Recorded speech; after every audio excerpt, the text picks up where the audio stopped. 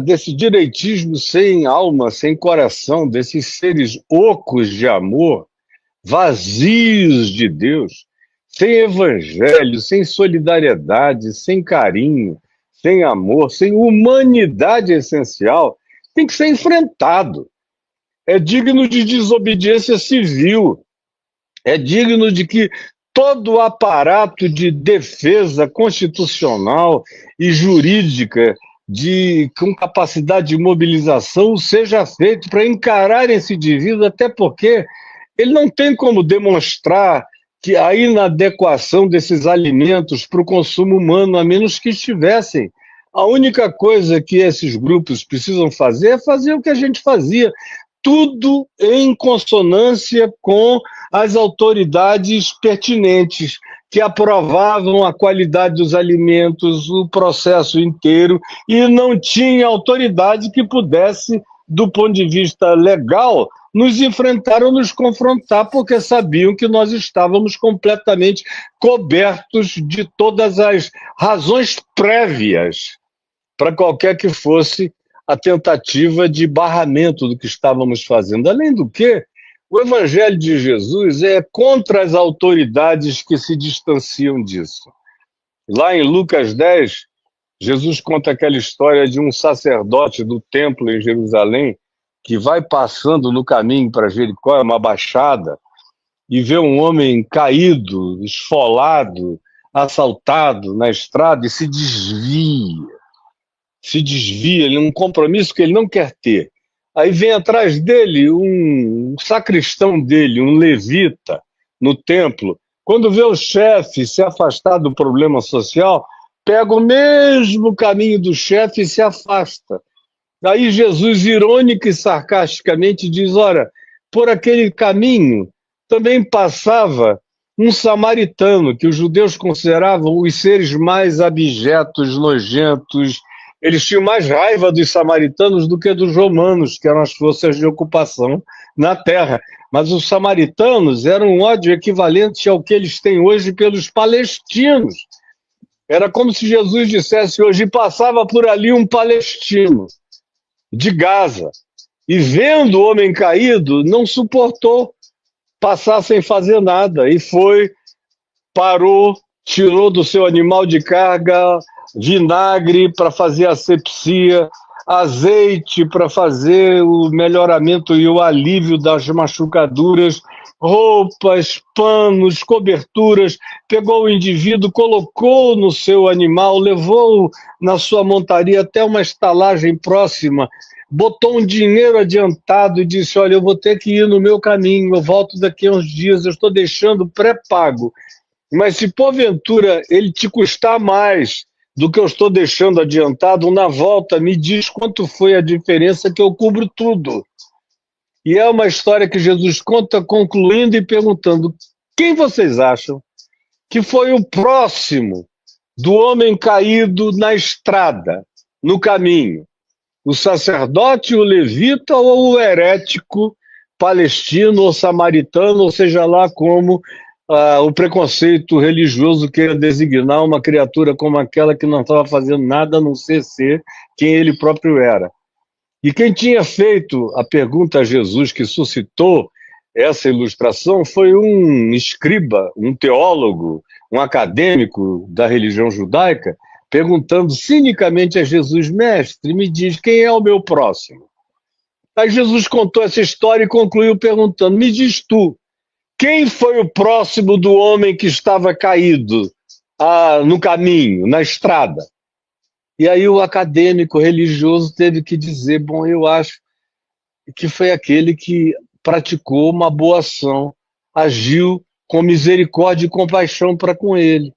Jesus disse, respondeste bem, portanto, vai tu e faze o mesmo. Vai tu e faze o mesmo.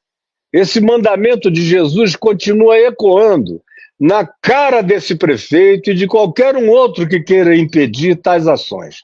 É para ser atropelado pelo amor fraterno, pela solidariedade, é para não ser respeitado, é para sofrer desobediência civil, porque a vida humana é superior a qualquer que seja o protocolo desumano e desumanizante de um ente absolutamente oco de amor e solidariedade como esse indivíduo aí, que ele próprio nunca ajudou ninguém, nunca levantou ninguém, ele não sabe o que é isso, nem sabe o que é fome, nem sabe o que é miséria, nem sabe o que é necessidade. Então, que seja desobedecido. Tudo bem, 13h06, recebendo o grande pastor Caio Fábio, que sempre ilustra as nossas lives. Pastor, a minha última questão de direitos humanos, e depois a gente passa para conversar com os chats da comunidade. O prefeito de São Paulo, Ricardo Nunes, recebeu 24 horas para explicar para o Alexandre de Moraes o porquê da construção de um muro de 40 metros que transforma a Cracolândia praticamente num campo de concentração. E o padre Júlio Lancelotti foi lá no muro fazer um comentário. Vou colocar aqui o comentário do padre Júlio para depois a gente poder comentar isso também. O padre Júlio esteve lá e comentou a frase religiosa que está no muro. Vamos acompanhar. Aqui nessa região da cidade chamada de Cracolândia, onde fizeram o Muro da Vergonha de São Paulo, está escrito: Deus é maior. Deus é maior que o egoísmo. Deus é maior que o individualismo. Deus é maior que a repressão, porque Deus é amor. Escrever Deus é amor é dizer: nós estamos sendo contra Deus, porque fizemos um muro para envergonhar a nossa consciência. Muro separa, só pontes que unem, como diz o Papa Francisco. Deus é maior que todo egoísmo.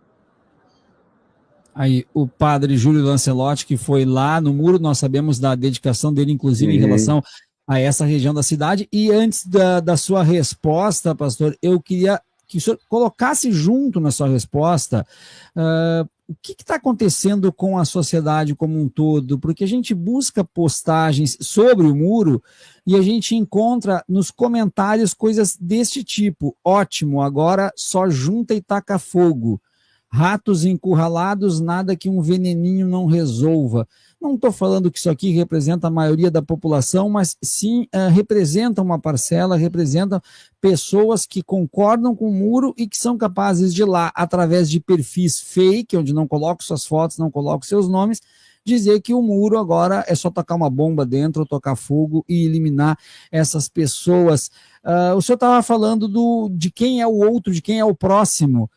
Eu acho que para essas pessoas, quem está numa situação como a Cracolândia não será o próximo nunca e é passível de extermínio também. É muito triste, é muito revoltante, eu queria lhe ouvir.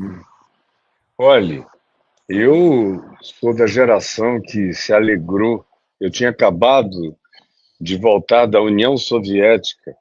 Eu fui convidado a ir pregar na União Soviética enquanto havia Muro de Berlim.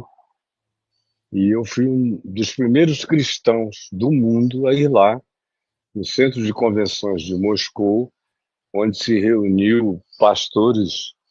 Foi uma ação com a aprovação do Gorbachev, onde foram reunidos pastores de todas as repúblicas soviéticas, e eu e mais 2 amigos fomos lá escolhidos para irmos pregar durante 15 dias para aquele grupo de pastores. Quando eu voltei de lá, logo depois o Muro de Berlim caiu e eu recebi aquilo com uma alegria extraordinária. Mas depois de algum tempo eu comecei a ver outros muros serem erguidos. Um dos que mais me deixaram completamente tomados de uma tristeza enraivecida, uma tristeza irada diante do que estava sendo feito, foi o muro que o Ariel Sharon construiu lá em Israel, fazendo um outro muro da vergonha, separando Belém da Judéia, onde Jesus nasceu, onde o rei Davi nasceu, e que é um território designado para ser palestino. Ele fez um muro ali, e aquele muro não parou de crescer. É como o muro do Trump, lá no México, e foi crescendo, porque a ideia era colocar todo mundo lá de lá e depois tocar fogo mesmo, como eles já demonstraram, e cada vez se expressam de maneira mais clara a respeito desse fato. A gente vê o gabinete que, depois do Barak Ehud, veio o Ariel Sharon, depois do Sharon veio o Netanyahu, os gabinetes foram ficando cada vez mais sionistas, e sionistas com aquele perfil clássico nazista. De modo que, quando começou-se a designar o que estava acontecendo em Gaza como genocídio, foi um escândalo a utilização dessa palavra. Aí veio o Lula e usou a palavra holocausto. Aí ela ficou ecoando para todos os lados. Meu Deus, genocídio pode ser, mas holocausto não. Agora, a palavra holocausto já tem que ser naturalizada em relação ao que eles fizeram, porque é um holocausto que vem sendo praticado. Mesmo agora, na espera da suposta chegada do dia de amanhã, quando virá o cessar-fogo, em 6 semanas na primeira fase, o que pode acontecer tudo de novo a qualquer momento, qualquer coisa pode ser pretexto para se recomeçar tudo outra vez, de modo que eu recebi isso com um coração muito duvidoso de que eles consigam chegar sequer às 6 semanas contratadas, a menos que haja uma intervenção de uma natureza que não está presente lá. Então, falando desse muro, quando eu vi o que o prefeito tinha feito aqui na cidade de São Paulo, eu fui remetido para as piores imagens possíveis e sinalizam apenas o arbítrio de quem não tem compromisso com solução de nenhuma natureza. Então, é melhor criar um apartheid, é melhor criar uma determinação de algozes que dizem, bom, vocês morram do lado de lá desse muro. Só está faltando para completar a obra fechar de todo, para que aquilo ali vire um quadradão sem saída.